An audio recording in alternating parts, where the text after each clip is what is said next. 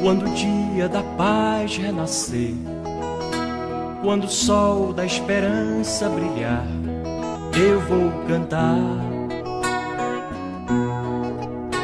Bom dia, irmãos e irmãs. Hoje estamos no terceiro domingo de Páscoa. Domingo passado, o Evangelho nos apresentou Jesus, que se manifestou ressuscitado aos seus apóstolos, enquanto ainda estavam com medo de portas fechadas, e recebeu a profissão de fé de Tomé e dos outros também, evidentemente. E vimos também como Jesus repassou para eles, doou para eles o seu Espírito e a sua mesma missão. Assim como o Pai me enviou, eu envio vocês. Hoje, o mesmo Evangelho de João nos mostra como Jesus se manifesta aos apóstolos, continua se manifestando na vida dos apóstolos. Diz o Evangelho de hoje que Jesus se manifestou de novo aos discípulos à beira do mar de Tiberíades. E duas são as modalidades que nos são sugeridas pelo Evangelho das manifestações de Jesus. A primeira, Jesus se manifesta na vida dos apóstolos enquanto eles estavam pescando. Vocês se lembram a promessa que Jesus fez quando ele chamou os primeiros, dizendo: eu farei de vocês pescadores de homens. Então, neste episódio da pesca, nós podemos reconhecer a atividade apostólica, a atividade pastoral, a vida de missão dos apóstolos. Jesus se manifesta a eles enquanto eles obedecem a Jesus, que os envia em missão para serem pescadores de homens.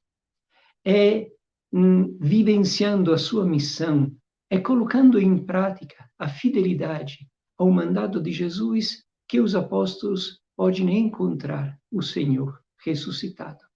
Na vida de missão da igreja, Deus se manifesta. Jesus se faz presente aos seus discípulos. E é interessante ver que estão todos juntos. Quando Pedro disse: eu vou pescar, os outros disseram: nós também vamos. Porque a missão faz sentido quando é conduzida todos juntos.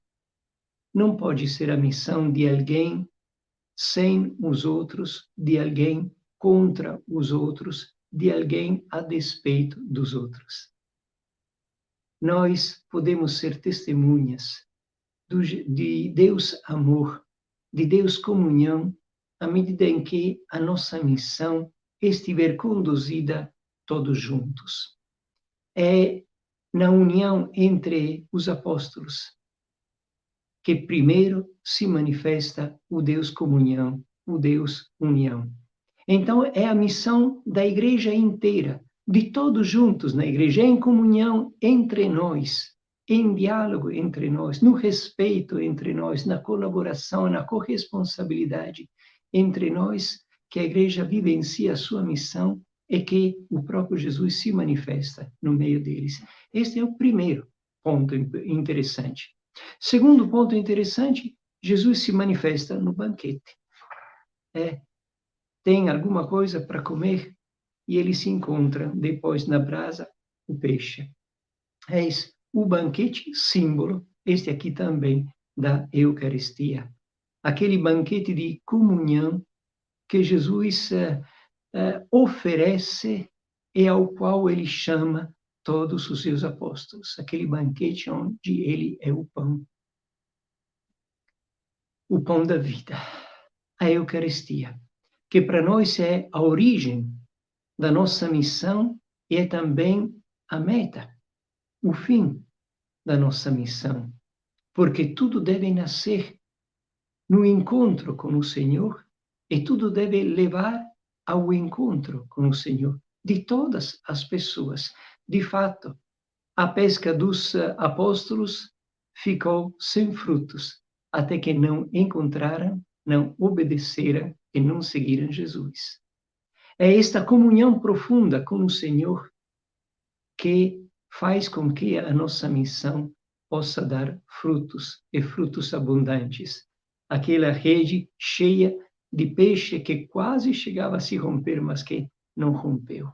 Então, a Eucaristia, que continua sendo, até os nossos dias, o ponto de partida, o encontro com o Senhor, ponto de partida da nossa missão e também finalidade, meta desta missão. Nós somos chamados a nos reunir em comunhão com Deus, todos juntos. Encontrar em Deus que se faz presente o Senhor Jesus e todos os nossos irmãos e irmãs. A comunhão de Deus com os homens é a origem e o fim da nossa missão. E é por isso que no final do Evangelho de hoje nós encontramos aquela pergunta de Jesus, aquela pergunta que Jesus faz a Pedro: Pedro, me amas tu? Na verdade, as palavras são: Simão, filho de João, tu me amas mais do que estes? Deus, que se manifesta como amor, pede o nosso amor. Amor estimula amor. O que o próprio Jesus pede a Pedro é se ele o ama. Este amor profundo que nós somos chamados a ter com Jesus, para com ele. Não podemos pensar de acolher a missão que ele nos oferece sem viver um profundo amor para com Jesus. Sinal que nós acolhemos o amor dele, porque a origem, a fonte do nosso amor para com Jesus é o amor que ele tem para conosco e que na cruz se manifestou no jeito mais profundo. É por isso que nós podemos entender com profundidade, à luz desta afirmação: Pedro, me amas tu? Aprender o sentido também daquela afirmação que nós encontramos nos Atos dos Apóstolos. Quando Pedro disse: é preciso obedecer a Deus antes que aos homens. De fato, esta pergunta de Jesus, me amas tu? Nós temos que entendê-la como uma pergunta para cada um e para cada uma de nós. Assim como naquele dia, e tu quem diz que eu sou? Era para todos nós, hoje também, tu me amas? É uma pergunta para todos nós. Mas nós poderemos dar uma resposta certa quando teremos convicção que este Jesus, nós o amamos até obedecer a ele muito mais que a todos os outros. Quando Jesus diz, me amas, tu me amas mais do que estes, poderia entender duas coisas, eu penso. Me amas mais de quanto eles me amam, ou tu me amas mais do quanto você ama aos outros. Talvez as duas coisas sejam verdadeiras. Agora, nós temos que ter a humildade de não pensar que somos aqueles que amam a Jesus mais do que todos os outros, mas saber que a nossa fidelidade tem que ser vivenciada, expressada e acrescida todos os dias da nossa vida. E, no mesmo tempo, temos que ter a humildade de amar a Jesus mais do que a todas as outras coisas da nossa vida. Os nossos pensamentos, as nossas ideias, as nossas conveniências, o nosso jeito tranquilo de viver e de se organizar. Mas temos que reconhecer que é a palavra de Deus, o amor a Jesus, que nos impulsiona sempre.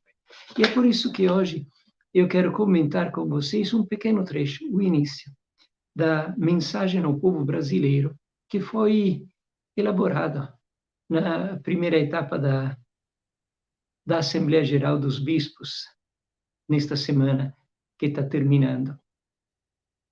Vamos comentá-lo aos poucos ao longo dos próximos domingos, mas vamos iniciar hoje.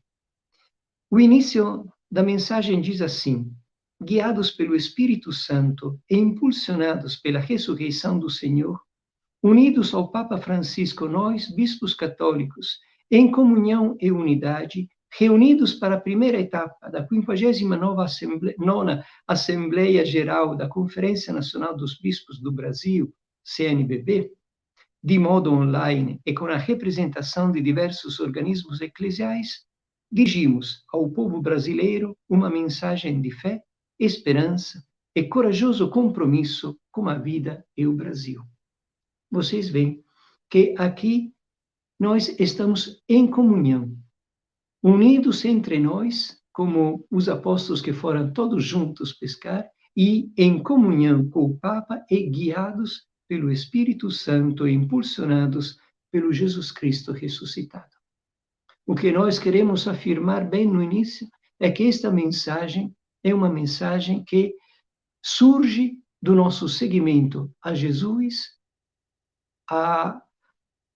ao Espírito Santo, e que nos vê todos unidos em comunhão entre nós e com o Papa. E depois continua a mensagem. Enche o nosso coração de alegria perceber a explosão de solidariedade que tem marcado todo o país na luta pela superação do flagelo sanitário e social da Covid-19. A partilha de alimentos, bens e espaços, a assistência a pessoas solitárias e a dedicação incansável dos profissionais de saúde são apenas alguns exemplos de incontáveis ações solidárias. Gestores de saúde e agentes públicos, diante de um cenário de medo e insegurança, foram incansáveis e resilientes. O Sistema Único de Saúde, SUS, mostrou sua fundamental importância e eficácia para a proteção social dos brasileiros. A consciência lúcida da necessidade dos cuidados sanitários e da vacinação em massa venceu a negação de soluções apresentadas pela ciência.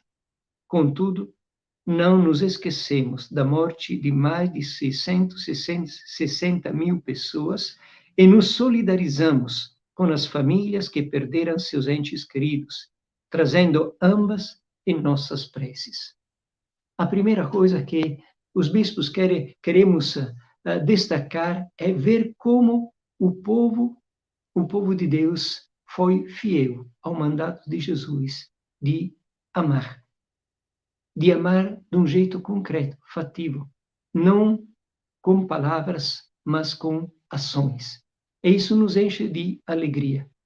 Os momentos que vivemos e que estamos vivendo são difíceis e pedem que os cristãos sejam capazes de manifestar o seu amor a Jesus, sendo fiéis à sua palavra, obedecendo ao amor de Deus antes que a todas as outras coisas.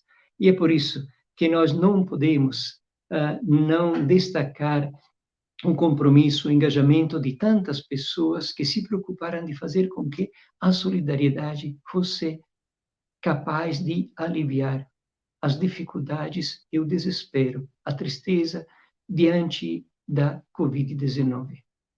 E nos manifestamos também em solidariedade com tantas famílias que perderam os seus entes queridos. E continuamos.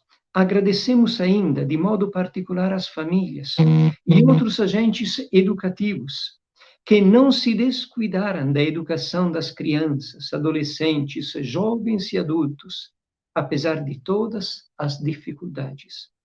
Com certeza, a pandemia teria consequências ainda mais devastadoras se não fosse a atuação das famílias, educadores e pessoas de boa vontade, espírito solidário e abnegado. A campanha da Fraternidade 2022 nos interpela a continuar a luta pela educação integral, inclusiva e de qualidade. A ação de tantas famílias, a ação de profissionais da saúde, de professores e professoras, ajudou a fazer com que a vida continuasse a estar presente e a lutar contra a morte. Porque se luta contra a morte também na educação. em ajudar as pessoas a entender o sentido da vida, a se solidarizar e a promover uma educação verdadeira de qualidade. Por isso, junto com tantas pessoas que pelo Brasil afora se solidarizaram com as pessoas, nós queremos agradecer todos, verdadeiramente todos aqueles que fizeram com que as palavras de Jesus, que nos leva a amar a Ele e aos irmãos, mais do que a nós mesmos, foram colocadas em prática. É um sinal de esperança muito grande. A fé está presente no nosso povo, em cada gesto a favor da vida. Então, vamos hoje parar por aqui e continuaremos nos próximos domingos a comentar trecho por trecho esta importante mensagem dos bispos para o povo brasileiro inteiro. A todos desejo um bom domingo. Quando o dia da paz renascer, quando o sol da esperança brilhar, eu vou cantar. Quando o povo nas ruas sorrir e a roseira de novo florir, eu vou cantar.